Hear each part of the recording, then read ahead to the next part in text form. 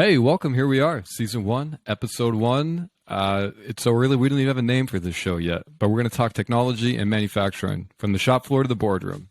Today, we're going to talk about what manufacturing companies can do to create a better customer experience for their clients. Darren, I know you have a lot of experience, top line revenue building for manufacturing companies. Customer experience is at the heart of that. In your opinion, what can manufacturing companies do here? Well, I think there's a couple things.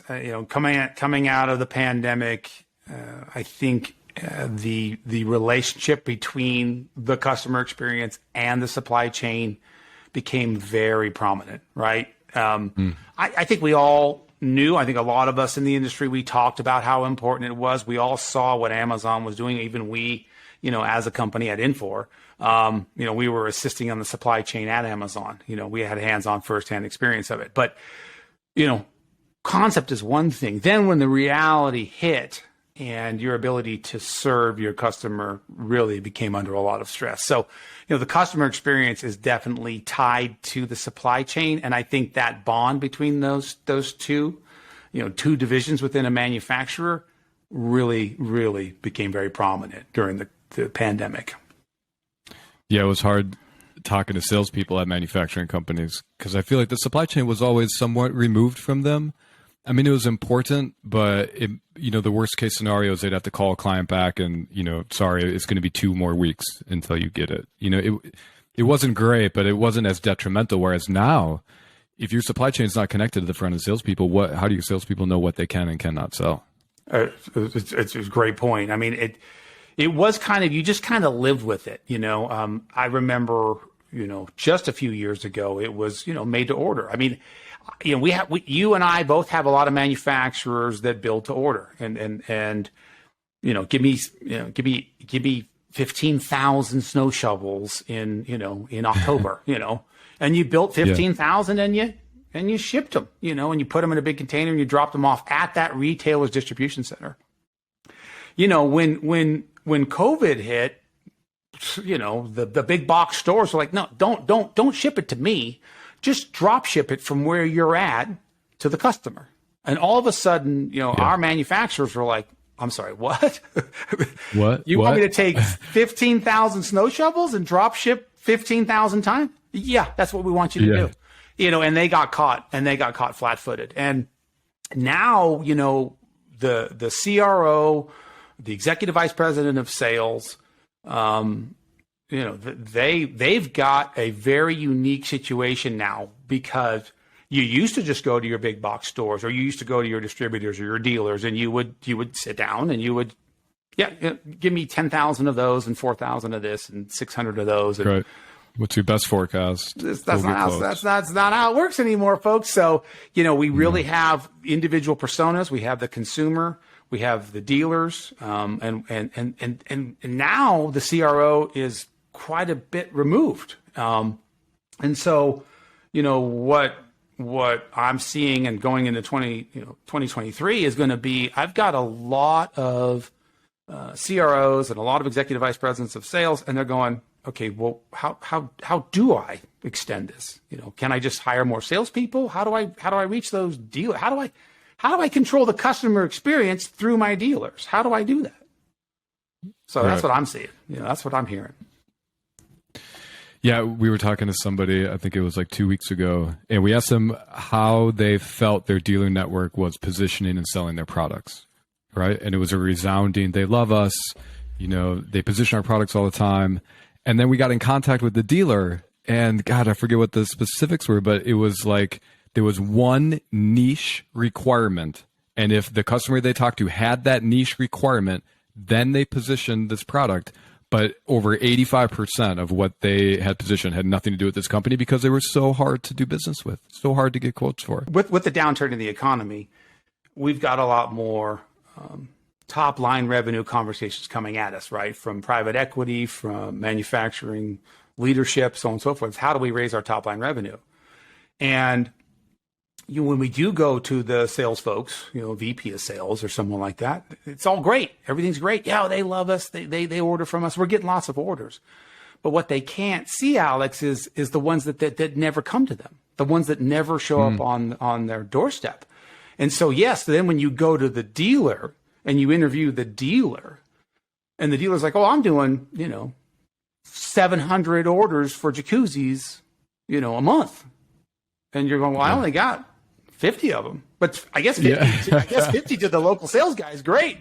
But, you missed out on quite a few other deals. And what was that? And you're right.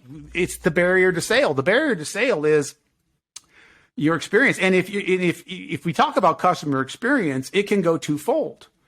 What is the dealer's experience in interacting with your company, Mr. Manufacturer? What is that? Yeah. He is your customer. You're selling him to sell your people. You've got a couple. Are you mailing him catalogs still? Yes, can he get at what he's supposed to be selling in a digital tool? Yeah. And then if it's consultative, like office furniture and things like that, well, now I've got an interior designer / dealer and a customer staring at a computer screen. If you don't got cool stuff to help that person look good while they're designing that office, how are you going to be in the mix, right? So Miller Knoll, one of our customers, that's something they've tapped into.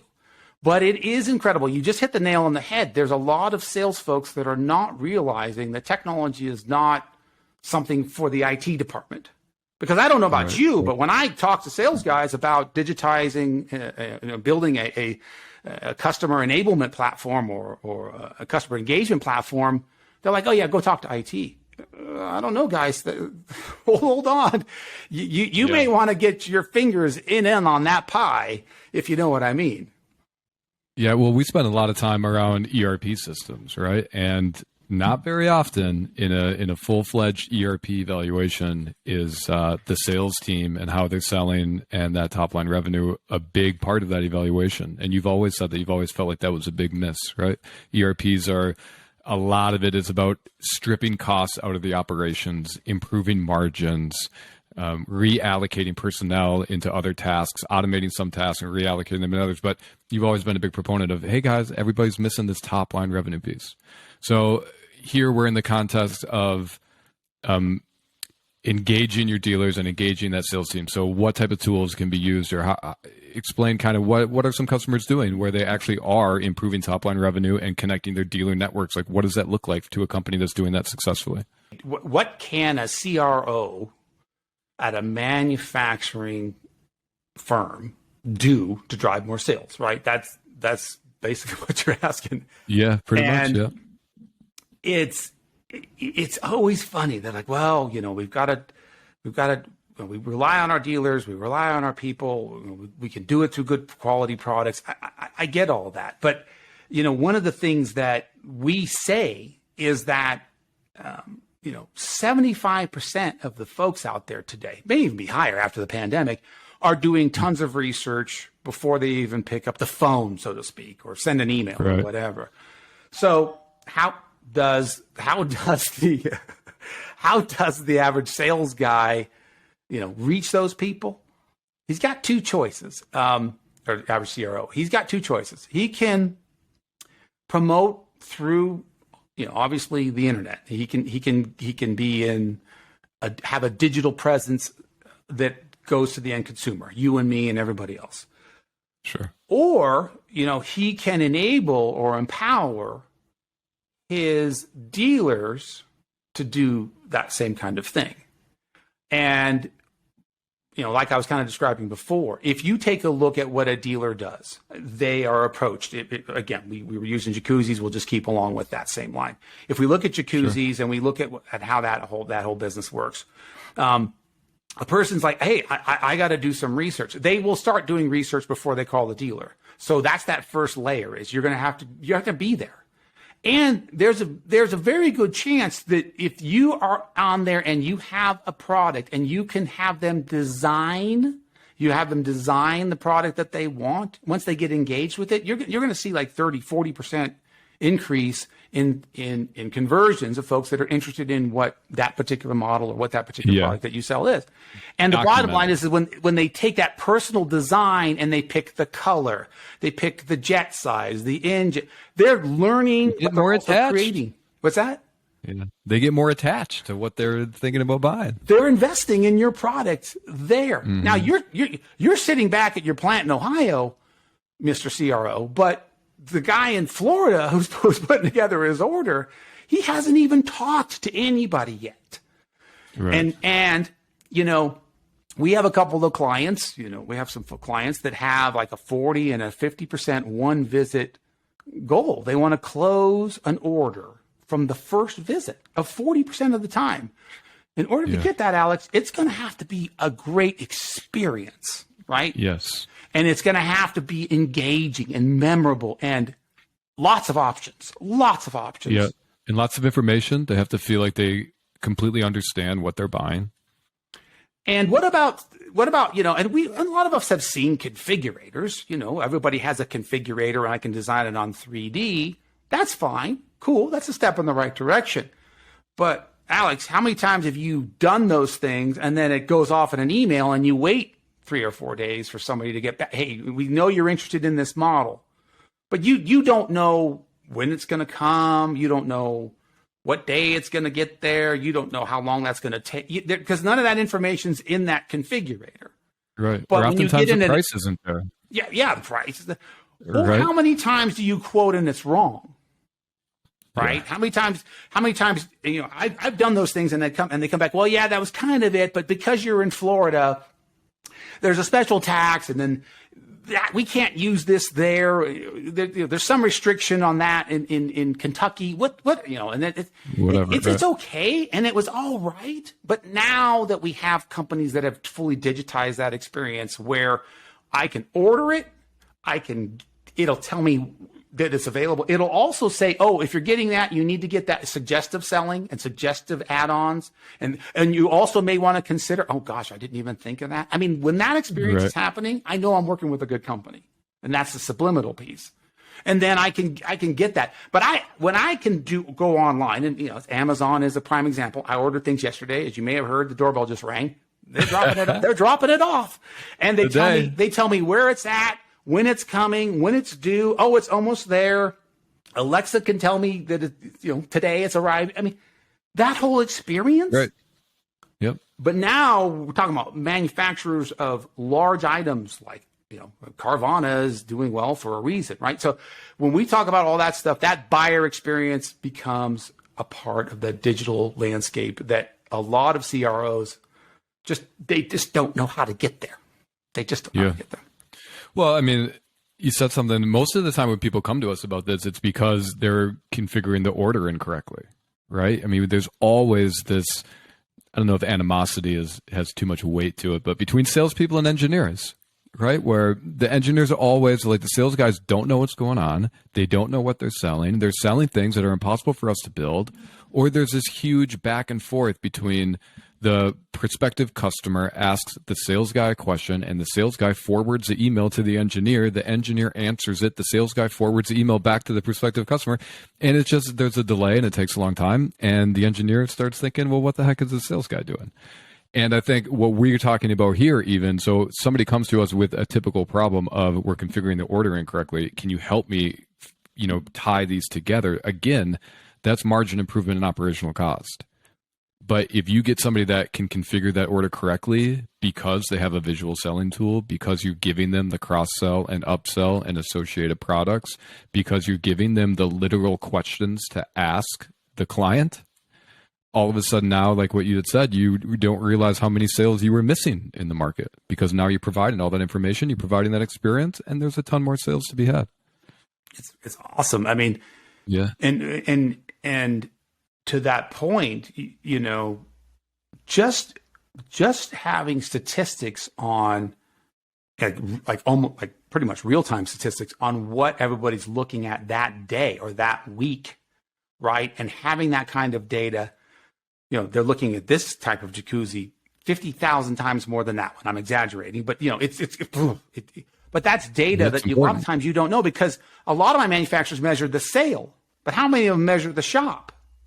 They don't. Sure. Yeah. So again, if I'm a CRO sitting here and I can't reach all the way out there and control that experience, then I'm really leaving it to my dealers which is the other way. If that is your model and if that is the way you want to go, I know of some of my manufacturers that they say I need consultative selling to sell my product, which could happen. You and I have equipment manufacturers that make manufacturing equipment that's very high tech. They need that kind of consultative process. Well, even if I look at those guys and I give them all the same tools and I give them a great experience as a consultant, aren't they going to probably sell more of my stuff or consult more of my stuff? If they carry other brands, they'll probably recommend mine more. Yeah, how could they not? How right? could they not? Salespeople are incentivized like that. And a lot of the manufacturing products, specialty wood, other discrete items. I mean, fencing. Oh my gosh, that's very commoditized. No, it isn't.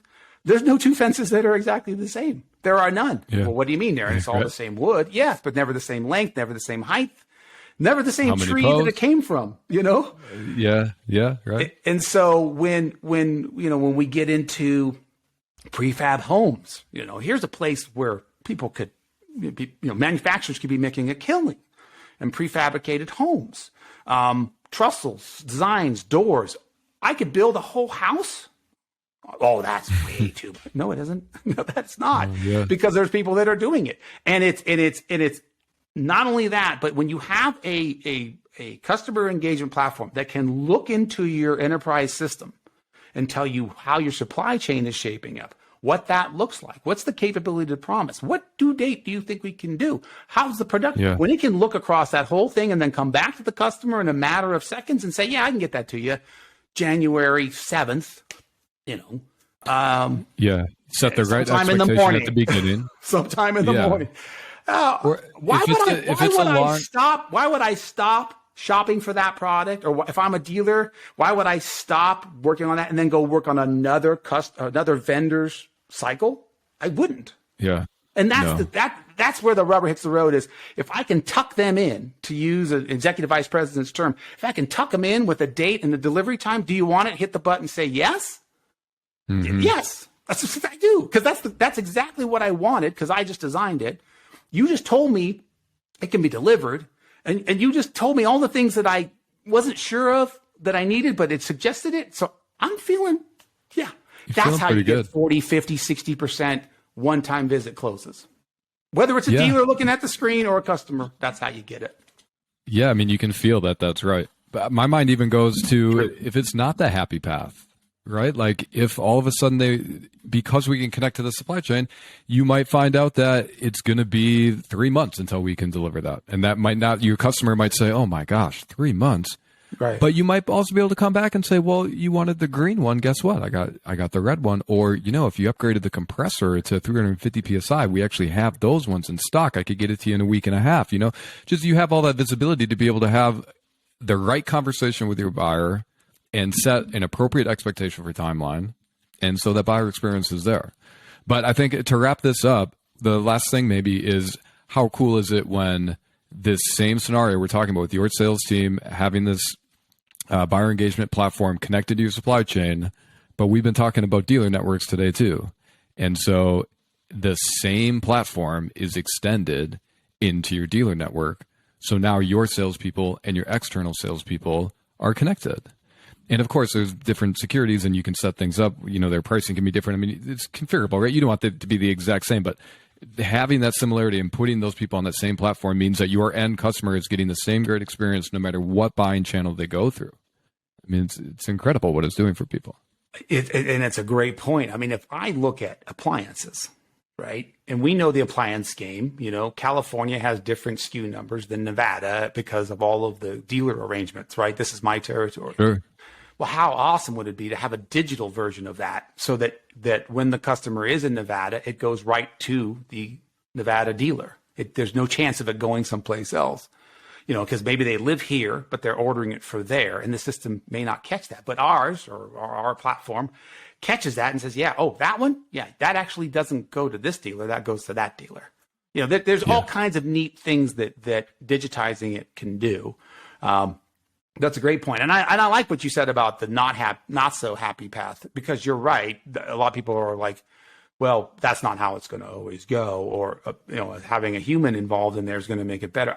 Okay, maybe it would, but how many times have you narrowed something down to two, and one's available, and the other one's not available, right? And then you're like, I kind of want that. Well, that was not available for 3 months. Well, it looks like everybody else likes that one too.